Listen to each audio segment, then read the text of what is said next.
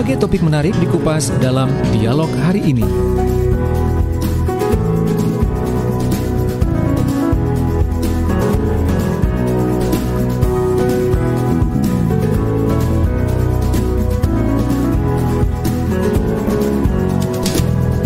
Assalamualaikum warahmatullahi wabarakatuh. Selamat pagi, salam sehat dan salam sejahtera untuk Anda semuanya. Semangat pagi luar biasa. Kita bersua untuk edisi terakhir ya di tahun 2021, program komunikasi bisnis bersama sahabat-sahabat dari Kuadran Consulting, di mana program ini hadir setiap hari Senin mulai jam 9 sampai jam 10 pagi. Dan untuk tema di pagi hari ini, kita masih ngobrol tentang rebooting strategi. Kali ini dengan subtema Leadership Begins with Trust, seni membangun tim kerja dengan kesetaraan yang otentik dan kesanggupan berbagi nilai, pengetahuan, serta pengalaman bersama. Di mana untuk program ini bisa Anda simak di LPPL Radio Suara Sidoarjo, di LPPL Radio Guyup Rukun RGR Tulungagung, LPPL Radio Praja Angkasa Trenggalek, dan Radio Max FM Waingapu Sumba Timur, Nusa Tenggara Timur. Untuk live streaming, Anda bisa akses channel YouTube kami di LPPL Radio Suara Sidoarjo. Sekali lagi untuk Anda yang bergabung, silakan Anda bisa sampaikan pertanyaan dan juga pengalaman Anda di 0811 309 1009. Tidak terasa kurang 4 hari lagi ya, kurang lebih kita akan masuk ke tahun baru 2022. Tentunya banyak harapan baru, semangat baru, dan juga optimisme baru di tengah kelesuan bisnis di saat pandemi menyerang berbagai negara di belahan dunia ini, tidak terkecuali juga di negara kita Indonesia. Baik, saya sapa satu persatu partisipan, para pebisnis yang luar biasa. Di antaranya, selamat pagi Pak Roni. Selamat pagi Mas Panji dan sahabat Suara Sidoarjo. Salam sehat selalu. Salam sehat. Dan juga saya lihat batiknya ini menyala-nyala gitu ya. Ini bahannya ini batik Madura. Batik Madura. Bahannya sutra kalau nggak salah itu. Halus gitu kalau saya lihat ya. Itu dilihat masih belum dipegang gitu ya. Dipegang nggak boleh, nanti dimarahi sama Bu Roni. Kemudian selamat pagi untuk Pak Rudi. Pak Rudolfo Walmater, selamat pagi, good morning Pak Rudi. Good morning sir, Pak Panji, good morning. Baik, Good morning, untuk sir. New Year nanti ada rencana ke mana ini Pak Rudi? Sebenarnya mau rencana holiday di Bali, tapi kita cancel hotel and Garuda, sebab dengan Omicron ini kita berhati-hati. Saya mendapat defensif. Iya. Kabarnya juga varian baru di COVID-19 ini lebih strength daripada varian Delta kapan hari itu ya, yang korbannya juga banyak waktu itu. Mudah-mudahan stay safe gitu ya, tetap di rumah, meminimalkan kita terpapar COVID gitu, luar biasa. Baik, terima kasih Pak Rudi. Kemudian Pak Denis, selamat pagi Pak Denis. Selamat pagi Mas Panji, Pak Roni, Pak Rudi, salam dari Kota Bunga yang sejuk ini. Kota Bunga BSD? Ya. Enggak, di Puncak Pak. Oh, di Mas Puncak, Panji. di Bogor? Ya, di Bogor. Ya. Luar biasa. Ini Tadi sudah... saya setuju sama Pak Rudi, jangan pergi kemana-mana, karena New South Wales sendiri aja kemarin tuh data terakhir tuh 6.300-an. Yang New South Wales, negara bagian Australia. Saya tinggalkan udah sekitar 200, berarti sudah 30 kali. Mengerikan ya. Jadi lebih baik udah diam di rumah aja Mas Panji, kita semua. Terima kasih Bapak-bapak. Padahal strategi yang dilakukan oleh pemerintah Australia itu boleh dibilang lebih ekstrim dibandingkan negara kita ya, total lockdown kalau nggak salah. Iya, tetapi terakhir memang dia nggak tahan juga lockdown terus, ekonomi mandek, dia juga pusing, Mas Panji. Betul. Ya, jadi memang keputusan itu tidak mudah ya, apapun tidak mudah. Oke. Terima kasih. Baik. Dan juga tak lupa kami sampaikan Merry Christmas and Happy New Year untuk semuanya ya. Ya, kita bicara tentang rebooting strategi dengan subtema Leadership Begins with Trust. Beberapa waktu lalu juga kita masih membahas tentang rebooting strategi. Monggo pemaparan di awal ini Pak Roni. Terima kasih Mas Panji, sahabat Suara Sidoarjo. dimanapun Anda berada, Max FM di Waingapu, dan teman-teman di Trenggalek serta Tulungagung. Tentu Pak Rudi dan Pak Denis di ruangan ini, terima kasih bersama-sama di sini. Pertama, buat yang merayakan selamat Natal dan semoga tahun baru besok semuanya baik-baik saja. Setuju dengan yang disampaikan Pak Rudi dan Pak Denis.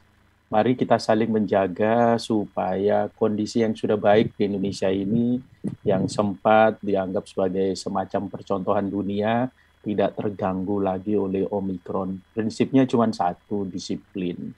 Sekali kita meremehkan, maka penularan itu menyebarnya akan luar biasa cepat. Dan penyesalan selalu datang terlambat. Karena itu sekali lagi kalau boleh, mari kita saling jaga, mari kita saling menahan diri supaya semuanya betul-betul baik dan kita sebagai umat manusia ini terselamatkanlah dari COVID ini. Baik, sekarang kita masuk ke tema. Hari ini adalah bagian terakhir dari rebooting strategi. Artinya kita mencoba mereview kembali apa-apa yang dilakukan oleh diri kita dan perusahaan untuk persiapan 2022. Kita sudah sepakat betul bahwa paling tidak pada akhir November bahkan awal Desember semua rencana untuk 2022 mestinya sudah siap. Kita bongkar dari sisi operasi, dari sisi pemasaran, dari sisi keuangan. Nah, hari ini kita mencoba melihat dari sisi kepemimpinan sambil mengingatkan semua pelaku usaha, semua pemimpin perusahaan ya, semua manajer, director, komisaris, Anda semua adalah pemimpin-pemimpin yang diharapkan oleh para pegawai Anda. Nah, pertanyaannya adalah apakah selama ini kita telah menjadi pemimpin yang efektif? Salah satu hal yang kita angkat untuk bisa menjadi efektif itu mulai dengan satu aja dulu, trust. Apakah betul kita ini dipercaya oleh tim kita? Kalau tidak dipercaya, berarti ada hal yang harus dibahas kembali. Apakah mungkin kita tidak tepat, atau ada hal-hal yang harus diperbaiki kembali? Ada dua hal yang ingin saya angkat. Yang pertama tentu topik utama kita adalah di sektor bisnis. Tetapi kajian kita khusus hari ini itu bisa masuk ke semua sektor, termasuk mereka yang bekerja di organisasi-organisasi pengabdian, para volunteer. Nah, bedanya antara organisasi bisnis dan organisasi pengabdian, di organisasi pengabdian tidak digaji. Jadi trust itu murni basis awal. Kalau tidak ada trust, orang tidak akan ikut dengan organisasi Anda. Nah, sementara kalau di bisnis itu masih ada elemen gaji, elemen uang, atau elemen profit. Orang mungkin tidak suka, tapi karena dapat profit. Orang karena tidak suka, tapi karena gajinya bagus, ya dia akan berusaha bertahan. Tetapi mungkin tidak bisa efektif. Katakanlah kalau hasilnya sudah bagus, seandainya trust-nya kuat, tentu akan ada lompatan-lompatan yang luar biasa. Trust ini di dalam perusahaan itu tidak mudah untuk dibangun. Kalau menurut pemahaman saya selama ini, trust itu kita kalau mulai harus berasal dari 3 faktor pendorong utama. Yang pertama adalah otentisitas, keaslian. Orang suka bilang genuine. Yang kedua, logika, alur berpikir, rasional. Dan yang ketiga adalah empati, dari hatinya. Orang cenderung percaya sama kita ketika mereka merasa yakin bahwa mereka berinteraksi dengan kita sebagai individu yang sebenarnya. Jadi bukan topeng, bukan palsu-palsu. Kenapa? Karena di Indonesia hari-hari ini kita sering mendengar istilah pencitraan. Jadi orang tidak suka bekerja dengan kita yang sekedar hasil pencitraan, tidak real. Jadi yang dicari adalah yang otentik, yang asli, yang genuine. Orang akan cenderung percaya kalau apa yang Anda tampilkan itu adalah the real you, bahasa kerennya begitu. Kedua adalah logiknya. Orang akan percaya sama kita kalau kita punya kompetensi. Mereka akan percaya pada keputusan-keputusan kita karena kita kompeten. Mereka akan percaya pada apa yang kita ambil, yang kita putuskan tadi itu. Mereka akan merasa, oh ya ini benar nih. Nah, ketika mereka merasa bahwa keputusan kita benar dan mereka mengakui bahwa kita kompeten, maka kepercayaan itu bisa terbangun. Nah, yang ketiga yang agak berat ini adalah empati. Mereka itu bisa percaya dengan kita ketika diyakini bahwa kita ini peduli sama mereka, bukan sekedar memanfaatkan. Nah, kombinasi tiga ini, Mas Panji dan sahabat Suara Sidoarjo, otentisitas, logika, dan empati, itu adalah seni yang tidak mudah. Kenapa? Bisa saja orang kelihatannya empati, tapi sebetulnya sedang dalam proses membeli. Jadi itu bukan real you, bukan Anda yang asli. Anda hanya pura-pura mengemas itu, membangun kosmetik, sehingga kelihatannya seakan-akan peduli. Sebetulnya tidak sama sekali. Itu banyak muncul di film-film gitu ya, Hollywood gitu sering muncul film-film bahwa orang itu kelihatannya care padahal tidak. Yang tidak bisa disembunyikan juga adalah logik. Apakah keputusan-keputusan yang kita ambil itu dianggap baik, diterima dengan baik, dan apakah orang itu mengakui bahwa kita punya kompetensi. Nah, di sini kadang-kadang muncul bias. Bias yang ditimbulkan oleh orang yang mungkin tidak suka dengan kita. Dia akan memunculkan dalam tanda kutip semacam tandingan. Seakan-akan keputusannya lebih benar, seakan-akan dia lebih kompeten. Tapi publik akan punya kecenderungan untuk mengikuti mana yang judgement yang benar, mana kompetensi yang benar. Dan itu kalau di perusahaan menjadi sangat penting agar tim kita kokoh.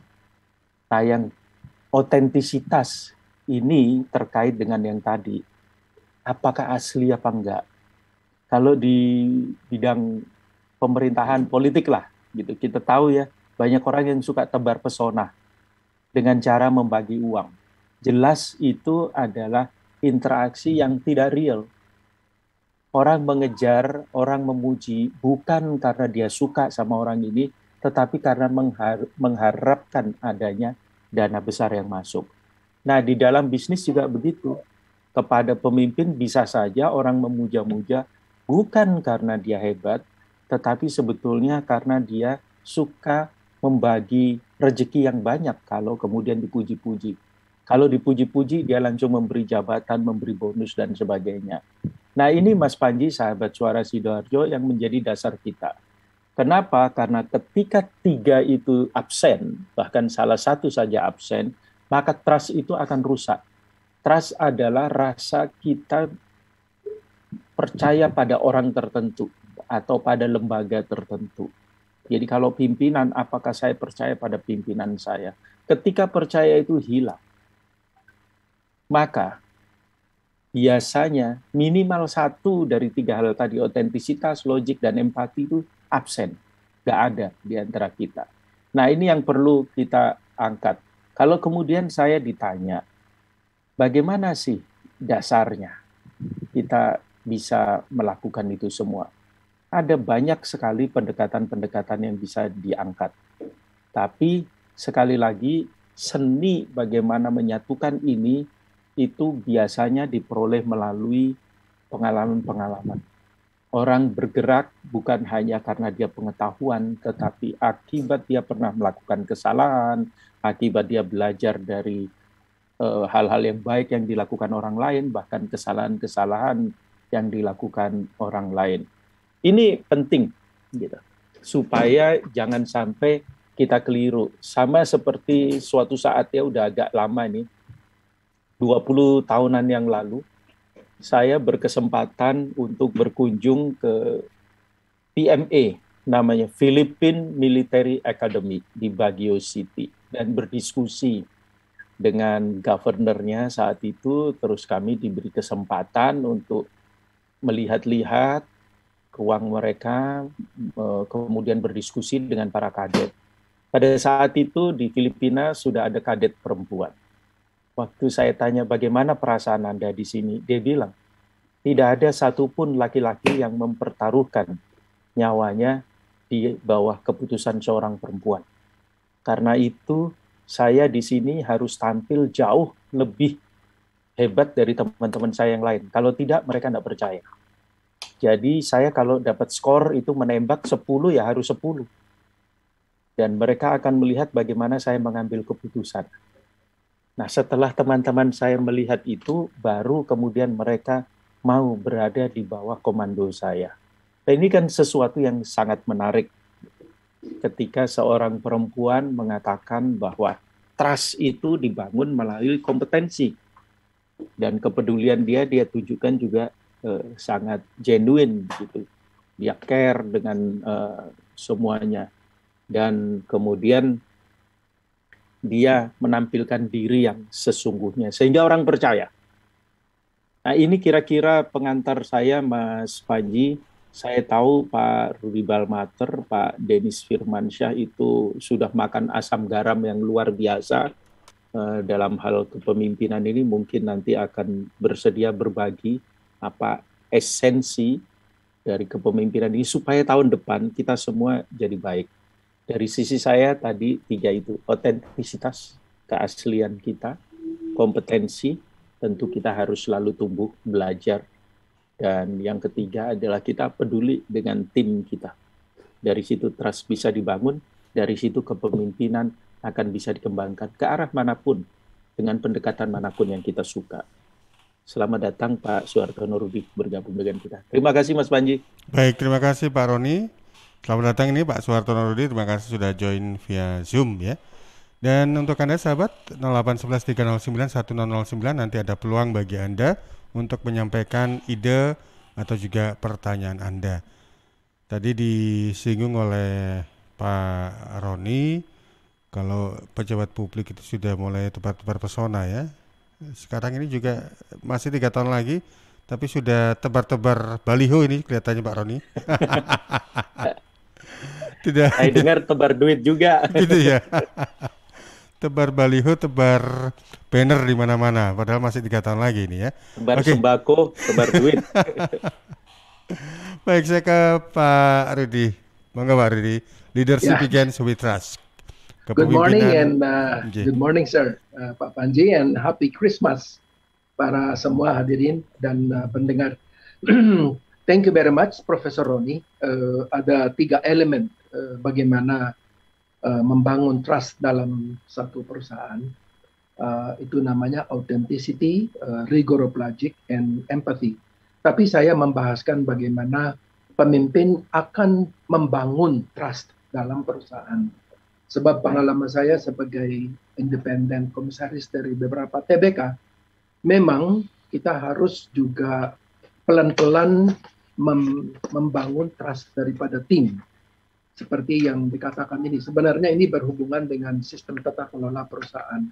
Tadi Profesor Roni sudah menyinggung masalah communication. Ini menyangkut transparency.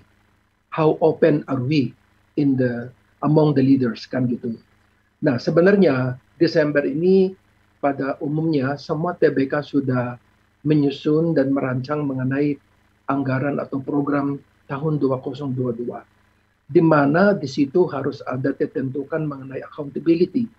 Nah, dalam accountability ini memang harus ada namanya monitoring atau transparansi para direksi dan para manajer.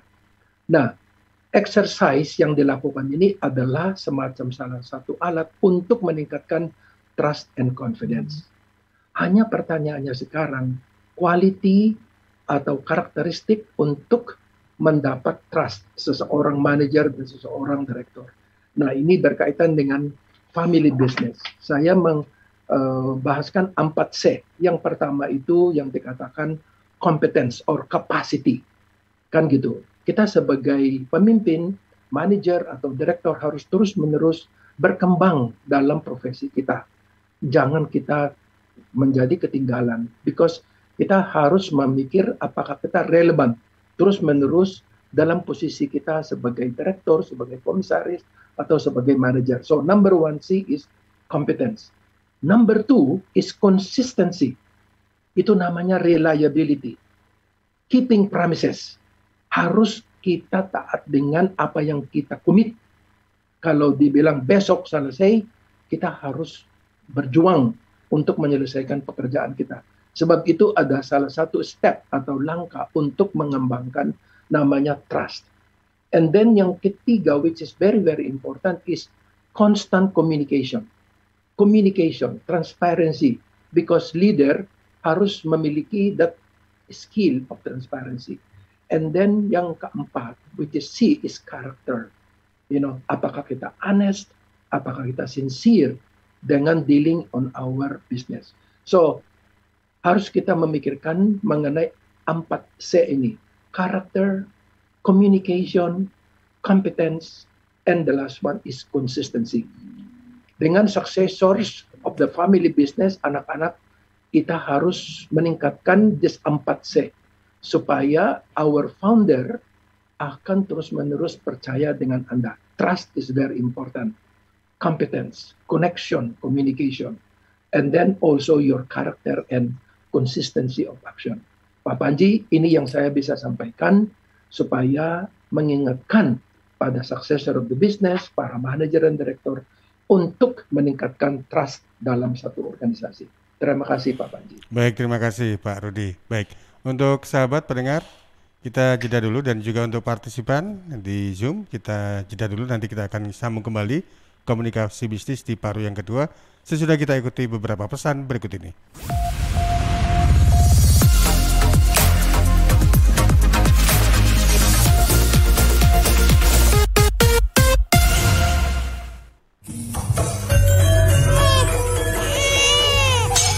Arek iku rame lapo sih? Mulakno, nek dikandani wong tuwek dirungokno, nek durung siap duwe anak, gak usah rabi. Anake loro, pilek, watuk, ono seseke. Lho, bahaya iku. Momong dorong budal nang bidan. Hati-hati dan waspada ya. Demam, batuk, dan susah nafas bisa jadi itu tanda-tanda pneumonia atau infeksi paru-paru. Penyebabnya bisa virus, bakteri, atau jamur. Mudah menular lewat droplet saat batuk atau bersin. Tapi ini bisa dicegah dengan pemberian imunisasi PCV pada bayi dan anak. Imunisasi PCV selain mencegah pneumonia juga bisa mencegah radang selaput otak atau meningitis dan radang telinga tengah atau otitis media. Imunisasi PCV diberikan pertama pada bayi usia 2 bulan, dilanjutkan pada usia 3 bulan, dan dosis ketiga saat anak usia 12 bulan. Imunisasi PCV bisa didapat di posyandu, bidan, puskesmas, rumah sakit, klinik kesehatan, praktek dokter mandiri, dan layanan kesehatan lain yang menyediakan imunisasi. Lapo guyu-guyu dewe? Putune wis sehat, Cak. Wis diimunisasi PCV pisan. Seneng aku. Gak pengen ngeramut bayi maneh ta? Ayo tak gaweno. Iklan layanan masyarakat ini persembahan Dinas Kesehatan Kabupaten Sidoarjo. Panggilan sidang dari Pengadilan Agama Kabupaten Sidoarjo atas nama Nanang Kosim bin Paidi. Nanang Kosim bin Paidi dulu tinggal di Jalan Ki Jokotoyo, RT 15 RW 4 Desa Cemandi, Kecamatan Sedati, Sidoarjo. Sekarang tidak diketahui dengan jelas tempat tinggalnya.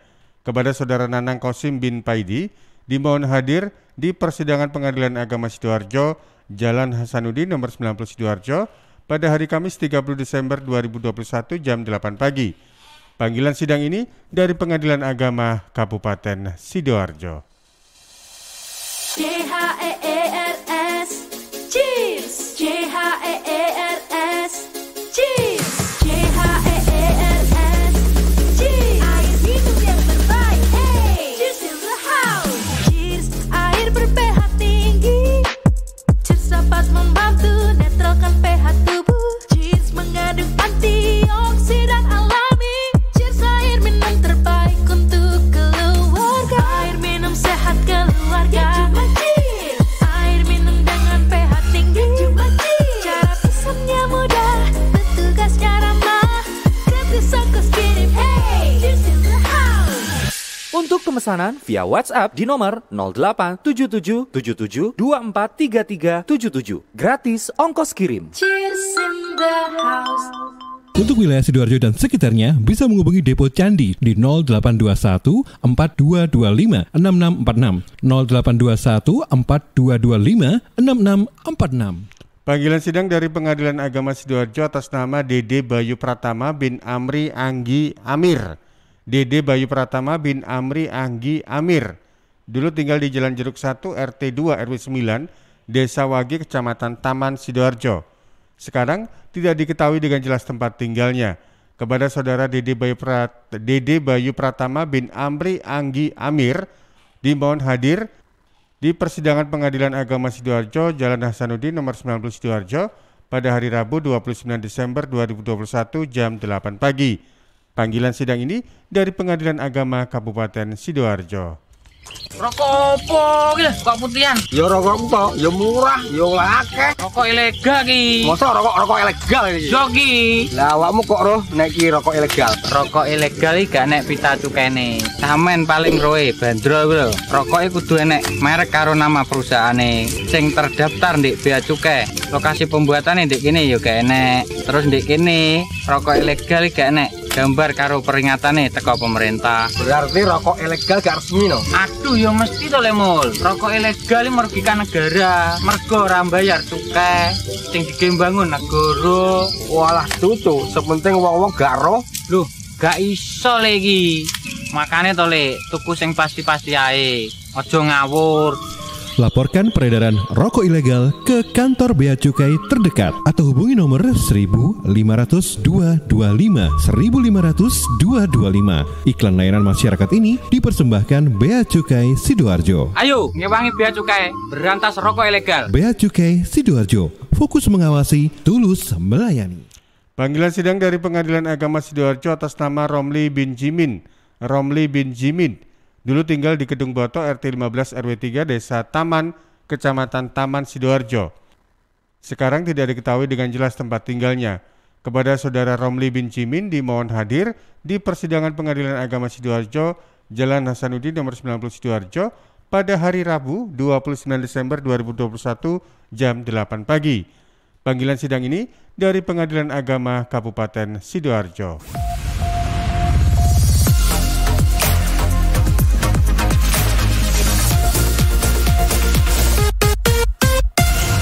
Terima kasih Anda masih bersama kami di program Komunikasi Bisnis dengan tema Rebooting Strategi dengan subtema Leadership Begins with Trust. Seni membangun tim kerja dengan kesetaraan yang autentik dengan kesanggupan berbagi nilai, pengetahuan serta pengalaman bersama. Anda tentunya bisa bertanya di 0811 309 1009. Sebelum saya undang untuk pertanyaan-pertanyaan yang sudah masuk, ini saya bacakan. Ada dua partisipan ini yang belum speak up gitu ya. Yang satu yang tadi sempat disinggung oleh Pak Roni yang sudah banyak makan asam garam soal ini ya, leadership ini. Monggo Pak Denis. Ya, makasih Mas Panji. Saya rasa yang Pak Roni dan Pak Rudi jelaskan sudah sangat komplit ya, jadi saya tidak perlu mengomentari itu karena sudah sangat komplit dan sangat bermanfaat apa yang sudah di-share. Saya ingin tambahkan sedikit, mungkin kita ingat beberapa waktu yang lalu kita pernah bicara mengenai SWOT ya, sebagai pengganti SWOT ya. Ternyata aplikasinya sangat baik di tempat saya menjabat, sudah melakukan itu. Yang jelas adalah hasil dari pertemuan menjadi lebih singkat dan menjadi lebih produktif dan menjadi lebih fokus. Kenapa? Karena kita tidak membahas mengenai weakness dan threat, mengenai kelemahan dan ancaman. Dan ternyata nuansanya menjadi sangat-sangat positif.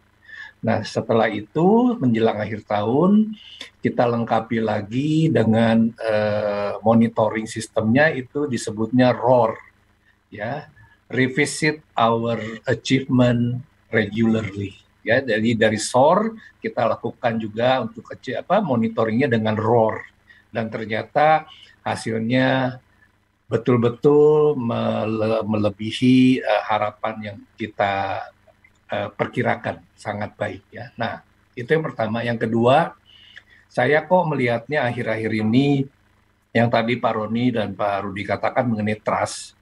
Itu dulu kan kita bilang misalkan database is equity ya. ya, equity. Lalu sekarang saya merasa juga sudah menjadi hal yang makin jelas bahwa trust juga is another equity. Nah, pertanyaannya di level mana sih trust itu menjadi equity? Di mata saya adalah terutama perusahaan-perusahaan yang sudah mapan, yang sudah besar, yang sudah mengglobal, itu sangat-sangat kental yang trust sebagai equity-nya. Lalu bagaimana caranya mengukur? Memang ini agak sulit karena ini semuanya bukan berdasarkan angka ya, tetapi barangkali kualitatif ya, responsnya kualitatif dan juga penilaiannya juga kualitatif. Jadi kedepannya barangkali kalau perusahaan-perusahaan besar, kecil, menengah yang ingin maju, ini menjadi satu hal yang penting juga untuk bisa dipertimbangkan, disesuaikan juga dengan skalanya perusahaannya masing-masing. Kira-kira itu saja tambahannya Pak Roni, Pak Rudi, dan Pak Suhartono. Terima kasih. Baik, terima kasih Pak Denis. Pak Suhartono Rudi, monggo Pak. Hai semua, apa kabar? Sorry, late join in. Emang sih kalau untuk membina dan membangun trust itu tidak mudah.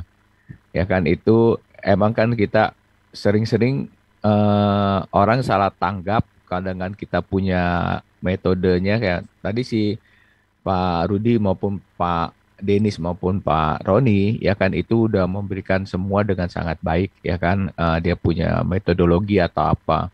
Maka itu kan semua kalau kita bilang people change ya kan, everything is change. Maka itu kan untuk mendapat trust itu nggak mudah sih.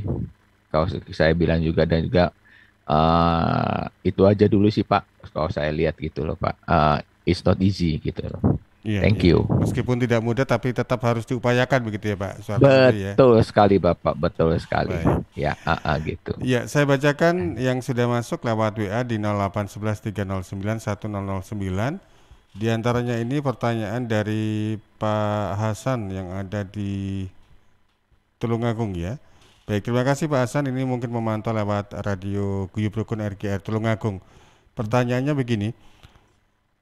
Leadership atau kepemimpinan pada perusahaan itu kan beda-beda. Kalau menurut Pak Hasan ini bagaimana dengan pemimpin yang memang di perusahaan itu perusahaan yang keluarga, family business? Karena hal-hal seperti ini kadang-kadang juga tidak terkesan trust, kepercayaan itu tidak terlalu diprioritaskan. Karena bagaimanapun juga ya memang dia yang jadi pemimpin nantinya begitu ya. Beda dengan perusahaan yang lain, perusahaan publik yang lain yang lewat seleksi dan sebagainya. Oke, terima kasih Pak Hasan yang ada di Tulungagung ya. Kemudian pertanyaan yang kedua lewat WA di 08113091009. Ini pertanyaannya dari Pak Wibowo yang ada di Juanda. Oke, selamat siang ini Pak Wibowo. Mungkin tahun depan kita akan siarannya di Juanda, di daerah Juanda ini Pak Roni. Untuk lebih jelasnya nanti mungkin Mas Aris yang mengkonfirmasikan ke jenengan ini. Pertanyaan dari Mas Bowo di Juanda. Ini untuk leadership lebih baik yang mana? Yang strength, yang berkarakter kuat, atau yang kedua yaitu yang bisa ngemong anak buah begitu ya. Oke, terima kasih Pak Wibowo. Dua karakter yang berbeda ini. Yang satunya itu tegas, yang kedua itu yang cenderung bisa ngemong anak buah. Baik, monggo Pak Roni. Terima kasih Mas Panji, terima kasih Pak Denis, Pak Rudi Balmater dan Pak Suhartono Rudi. Tadi masukannya semua luar biasa. Izinkan saya merespon dari dua penanya ini, Pak Hasan dari Tulungagung. Pak Hasan, ada beberapa jebakan di dalam bisnis milik keluarga. Nanti mohon mungkin Pak Rudi Balmater yang sangat jago dalam family business bisa menambahkan. Salah satu di antaranya adalah agency teori, jadi teori keagenan, di mana basisnya adalah ada distrust, ada saling ketidakpercayaan antara pemilik dan pegawai. Gampangnya begini, ada pemilik yang mengatakan bahwa percuma anak-anak itu mereka hanya ingin mengeruk uang kita. Mereka hanya nunut, mereka tidak punya hati untuk betul-betul sungguh-sungguh bekerja buat perusahaan ini. Loyalitasnya sekedar pada gajinya. Hatinya tidak di sini. Tapi di sisi yang lain, banyak juga pegawai yang berpikir, ngapain kita bekerja keras luar biasa karena pemilik tidak peduli sama kita semua. Mereka hanya senyum sama kita sepanjang kita serahkan uang yang kita peroleh dari keringat kerja semua ini. Nah, ketika ada distrust seperti ini dibudayakan, dibiarkan terus-menerus, kecenderungannya memang kontraproduktif. Oleh karenanya, dengan agency teori ini untuk menjelaskan banyak perusahaan yang seharusnya luar biasa kinerjanya itu menjadi tidak hebat-hebat amat karena ada yang tidak sempurna di dalam sistem, yaitu saling tidak percaya. Kemudian saling menyembunyikan, risikonya adalah ABS, asal Bapak senang. Hatinya nggak cocok. Nah, hal-hal yang seperti ini, kalau ditanya gimana caranya, harus ada yang berani memulai. Apakah yang berani memulai untuk berubah adalah pegawai atau pemilik? Menurut hemat saya, yang paling efektif, perubahan itu dimulai dari pemilik. Karena bagaimanapun juga ini adalah bisnisnya dia. Jadi kalau pemilik sebagai pemimpin di dalam sebuah perusahaan harus menunjukkan yang tadi Pak Rudi Balmater sampaikan, karakternya harus kuat. Sama yang seperti saya katakan otentisitas. Karakternya harus kuat. Dia juga harus menunjukkan bahwa dia bukan cuma numpang hidup dari apa yang dikerjakan oleh para pegawainya, tetapi dia menunjukkan sebuah kompetensi, sebuah kapasitas, kapabilitas bahwa dia sanggup memimpin perusahaan ini membawa arah yang baik. Jadi ketika kita bicara tentang care, kepedulian, itu yang tadi Pak Rudi Balmater sampaikan, karakternya, komunikasinya baik apa enggak, kan orang itu ingin didengar. Nah, seringkali kita itu mengatakan, saya mau mendengar, tapi mendengarnya nggak serius. Dan orang malah tersinggung juga. Jadi itu berisiko kalau saya cermati. Nah, yang kedua itu dari Pak Wibowo, dari Juanda tadi. Ada permisi ini, ada kesalahan yang pada beberapa bulan lalu diangkat di sebuah artikel Harvard Business Review. Bulan lalu malahan, bukan beberapa bulan lalu gitu ya. Yang intinya adalah kita ini punya kesalahan mendasar yang seakan-akan menganggap kepemimpinan itu adalah persoalan binary, persoalan ya atau tidak. Jadi tidak bisa sebetulnya dikatakan bahwa yang paling kuat atau yang paling ngemong. Tidak ada. Jadi semua adalah kombinasi. Tetapi memang dalam 500 tahun terakhir ini Pak Wibowo, ada pergeseran yang sangat mendasar, pendulumnya berpindah dalam soal kepemimpinan. Dari kepemimpinan yang heroik dalam arti pahlawan super gitu ya, sang penakluk gitu, bergeser kepada kepemimpinan yang berbasis pada memahami tim, memahami orang, bicara tentang pribadi-pribadi orang. Sehingga dari situ ada pergeseran, kita dianggap sebagai pemimpin karena orang suka, karena kita peduli sama mereka misalnya. Kalau dulu nggak apa-apa, 500 tahun yang lalu, gitu loh. Kalau kita bisa membunuh lebih dari 1 juta orang kan kita malah dapat gelar baru, The Conqueror atau The Great.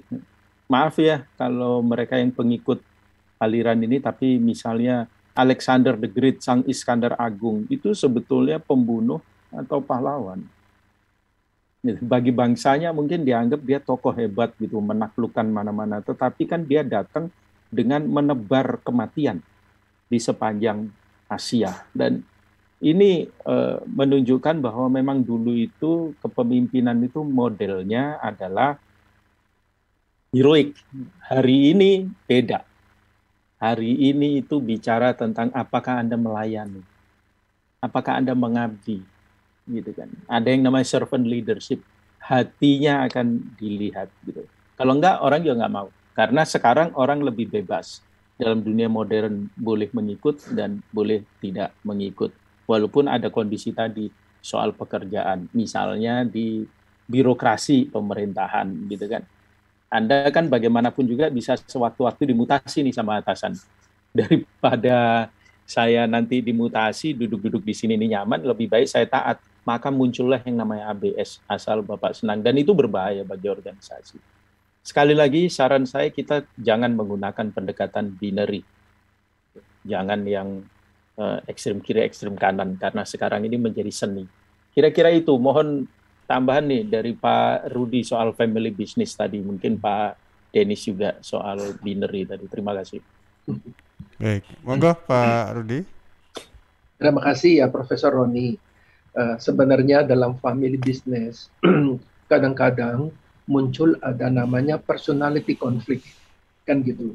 Nah, untuk menghindari konflik atau tension para anggota keluarga, alangkah baiknya si pendiri ini harus juga menanamkan the correct system, the management planning system. Kenapa kita harus mengelola bisnis berdasarkan angka?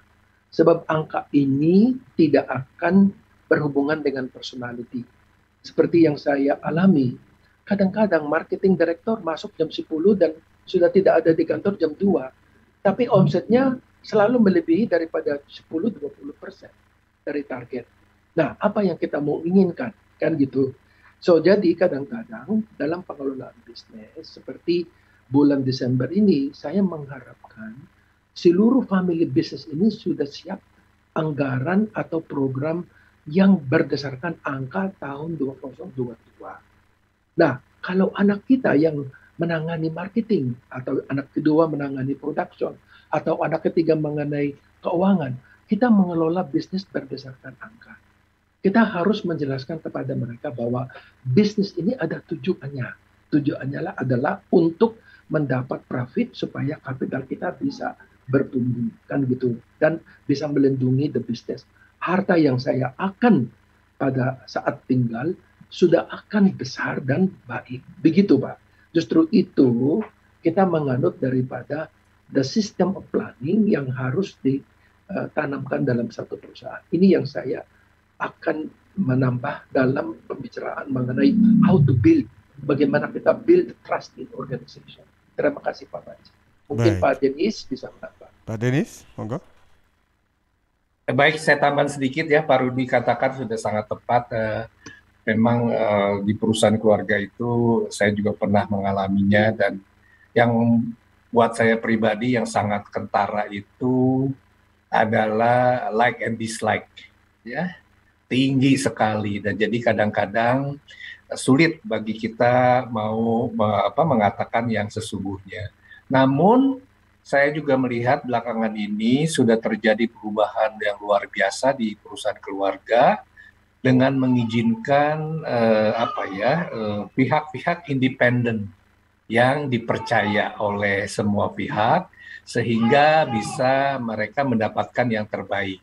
Ya, jadi kuncinya adalah sebenarnya undanglah view dari para independen yang sudah pengalaman seperti Pak Rudi, misalkan Pak Roni dan Pak Sartono, atau mungkin saya begitu ya, supaya makin lama kita melakukan itu dengan terbaik. Karena bagi kami, saya dimanapun saya berada, jujur yang saya lakukan adalah saya tidak punya kepentingan kiri kanan. Saya mau cuma my portion is untuk company yang terbaik gitu. Saya tahu kadang-kadang nggak disukai dan mesti ambil resiko harus meninggalkan, tetapi saya tidak akan mengorbankan dignity saya. Itu kira-kira tambahannya, Bapak-bapak. Terima kasih, dan saya boleh izin karena ada keperluan lain. Salam sehat, selamat tahun baru Pak Roni, Pak Rudi, Pak Sartono, Mas Panji. Salam sehat, I love you all. Ya, bye-bye. Hati-hati. Bye-bye. Happy New Year untuk semuanya, untuk Anda Pak Denis tentunya ya. Baik, ada sesuatu yang nggak bisa ditinggalkan tadi Pak Denis. Panggilan-panggilan ya. Baik, saya cek juga di WA, kelihatannya sudah tidak ada pertanyaan lagi yang masuk. Saya sampaikan juga terima kasih, selamat datang untuk Ibu Julia ini ya. Baik, Bu Julia yang ada di Jombang ya. Salam sehat untuk Anda dan keluarga, Bu Julia. Baik Pak Roni, tidak terasa kita sudah masuk di segmen terakhir atau di sesi terakhir ini. Dari apa yang kita diskusikan dalam tema kita Rebuilding Strategy, Leadership Begins with Trust, ini closing remark dari jenengan Pak Roni. Ya, sebelumnya saya izinkan tanya dulu mungkin deh, Pak Suhartono Rudi apakah ingin menambahkan sesuatu? Sepertinya ingin menyampaikan sesuatu. Silakan, Pak. Tidak ada sih Pak Roni. Semua udah baik semua gitu, udah bagus sekali ya kan. Emang kalau dilihat sih, ya tadi lah kalau perusahaan-perusahaan dari family itu biasanya emang bener like and dislike. Saya juga punya pengalaman like and dislike-nya sangat tinggi. Soalnya mereka belum melakukan semuanya in place ya kan. Kayak kita biasanya kalau ke klien minta budgeting atau apa itu masih belum ada semua sih. Mostly ya family. Tapi kalau sekarang sih mudah-mudahan udah banyak changes sih, itu aja.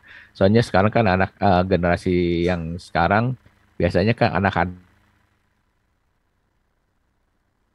Iya, Pak Rudi? Ya, sepertinya ada kendala di komunikasinya ini. Oke, baik, monggo Pak Roni. Saya sambung ya. Baik, terima kasih Mas Panji, Pak Rudi Balmater. Anak-anak biasanya udah well educated ya kan, mereka Q. Ya, terima kasih Pak Rudi Balmater, Pak Suhartono Rudi, dan tadi ada Pak Denis, Bu Julia, Mas Panji, sahabat Suara Sidoarjo dimanapun Anda berada. Tadi kita bicara tentang 3 hal yang jadi faktor pendorong atau kita sebut driver dari kepemimpinan yang baik. Yang pertama adalah otentisitas, yang kedua adalah logik, bahwa keputusan-keputusan kita tepat, kompetensi, dan yang ketiga adalah kepedulian kita. Nah, sekarang pertanyaannya adalah bagaimana saya ini kalau mau tumbuh sebagai pemimpin yang seperti itu? Nomor 1, menurut John Maxwell, nomor 1 kita harus punya yang namanya disiplin diri. Kita tidak boleh kemudian ketat kepada orang lain, tapi pada diri sendiri selalu memaafkan. Jadi kita harus disiplin, kita juga harus ketat pada diri kita. Sama seperti kita berharap orang lain. Yang kedua adalah kita harus sanggup untuk membangun sebuah prioritas kehidupan yang kita seringkali bicara teori 20/80 gitu. Jadi 20% dari apa yang kita lakukan itu punya kecenderungan memberikan 80% hasil. Dan gimana caranya supaya ini makin lama makin baik prioritas kita. Jangan sampai waktu kita, perhatian kita terbuang di tempat-tempat yang kurang tepat. Nah, tentu yang ketiga adalah tadi bagaimana membangun trust. Yang kita sudah angkat tadi 3 hal. Nah, visi kita bentuk pertajam visi. Bagaimana caranya supaya orang lebih memahami rencana kita ke depan. Kalau kita mau melakukan yang seperti itu, maka salah satu yang sangat penting untuk tetap dijaga adalah value atau nilai. Jadi landasan utama kita, sehingga kita tahu apa yang dianggap baik dan apa yang tidak baik, apa yang dianggap benar dan apa yang tidak benar. Sebagai pemimpin, kalau kita mendorong hal ini terus, maka value itulah yang nanti akan menciptakan perilaku. Nah, perilaku dan nilai berdasarkan nilai-nilai yang dikembangkan oleh pemimpin, ini akan mempengaruhi nilai-nilai organisasi. Ini akan mempengaruhi iklim dari organisasi. Kebayang kalau Anda sebagai pemimpin, hobi Anda adalah adu jangkrik. Anak buah ini diadu terus. Gitu. Maka apa yang terjadi? Nilai dalam organisasi itu juga nilai aduan. Orang akan kesannya bagus bersaing, tapi jangan lupa akan muncul iklim organisasi yang kontraproduktif. Yang ujung akhirnya salah satu barisan akan rontok dan itu akan membuat organisasi jadi rapuh. Tapi kalau kita ini bisa positif mengembangkannya mulai dari nilai-nilai yang diyakini pemimpin, perilaku yang dikembangkan oleh pemimpin sehingga menjadi nilai-nilai organisasi dan hadir sebagai iklim atau organizational climate, maka pelibatan tim untuk bekerja itu akan sangat baik sehingga perilaku tim itu akan juga baik. Semua akan mudah dikelola. Persoalannya di sini memang apakah kita sebagai pemimpin sanggup untuk melakukan itu semua atau kita hanya sekedar memaksimalkan mereka yang ada. Karena itu pertanyaannya kemudian adalah kalau tadi saya ingin menjadi pemimpin, apapun model kepemimpinan itu, pertanyaan bagaimana saya tahu bahwa saya adalah pemimpin yang memiliki karakter yang berkualitas atau bagaimana saya tahu bahwa pimpinan saya memiliki karakter yang berkualitas. Pemimpin yang berkualitas itu biasanya seperti padi, makin berisi, makin merunduk dia, makin rendah hati. Anda bisa cermatilah, sekarang ini di Indonesia ini ada sesuatu yang menurut saya agak miris. Semua orang mengejar gelar-gelar. Kalau dulu itu gelar kebangsawanan, orang mengejar supaya mereka ini mendapatkan landasan untuk menjadi pemimpin. Dulu gelar kebangsawanan, bahkan mohon maaf, ada yang beli gelar kebangsawanan itu. Tujuannya adalah supaya dia ini punya landasan yang cukup untuk jadi pemimpin. Hari ini gelar akademik. Mari kita lihat yang namanya Dr. Honoris Causa. Itu seperti barang dagangan. Kacang goreng, siapapun bisa menyumbangkan sejumlah uang tertentu, maka kurikulum vitae-nya kemudian bisa dinarasikan, dibangun oleh satu tim, maka dia akan dibuatkan pidato, maka dia akan kemudian dilantik sebagai Dr. Honoris Causa. Dan banyak sekali orang yang mengejar itu. Pertanyaan untuk apa sebetulnya gelar yang sangat panjang, bahkan lebih panjang dari nama Anda? Tujuannya kan hanya untuk menjadikan ini aksesoris seakan-akan dia punya landasan yang cukup. Padahal pemimpin yang berkualitas itu karakter dimulai dari rendah hati. Hadir sebagai keaslian Anda. Yang kedua, memiliki yang namanya grit. Grit ini konsep yang agak baru, walaupun sebetulnya lama, tapi agak baru. Itu kegigihan. Bagaimana kita sebagai pemimpin gigih? Para bapak-bapak pendiri bangsa ini dulu bicara tentang kegigihan. Nggak punya apa-apa, tapi berani merdeka. Itu memiliki grit namanya. Hanya mereka yang gritnya tinggi, itu sanggup untuk berhasil. Dan yang terakhir adalah keinginan untuk berbagi. Jadi pemimpin yang berkualitas itu rendah hati, gigih, dan rela untuk berbagi. Bukan pelit-pelit amat terhadap apapun. Nah ini Mas Panji, kalau kita ini menjadi pemilik bisnis, menjadi pemimpin di dalam bisnis, termasuk tadi bisnis milik keluarga, ketika kita punya kerendahan hati, kita punya grit, dan kita tidak takut untuk berbagi, maka lebih mudah buat kita untuk membangun tim kita agar efektif. Kira-kira itu Mas Panji, semoga tahun 2022 kita semua bisa menghadapi tahun itu dengan baik dan memaksimalkan semua peluang yang dihadirkan pada tahun 2022. Syaratnya satu, kita harus disiplin supaya nggak kena Omikron. Terima kasih. Baik, terima kasih. Tentunya kita juga tetap harus disiplin, itu yang menjadi kunci dari apa yang disampaikan oleh Pak Roni Mustamu tadi dari Direktur Quadrant Consulting. Terima kasih untuk semua partisipan, salam sehat selalu. Semoga di tahun 2022 semakin sukses dan tetap sehat ya. Sampai jumpa. Salam sehat. Sampai jumpa. Salam sehat semua.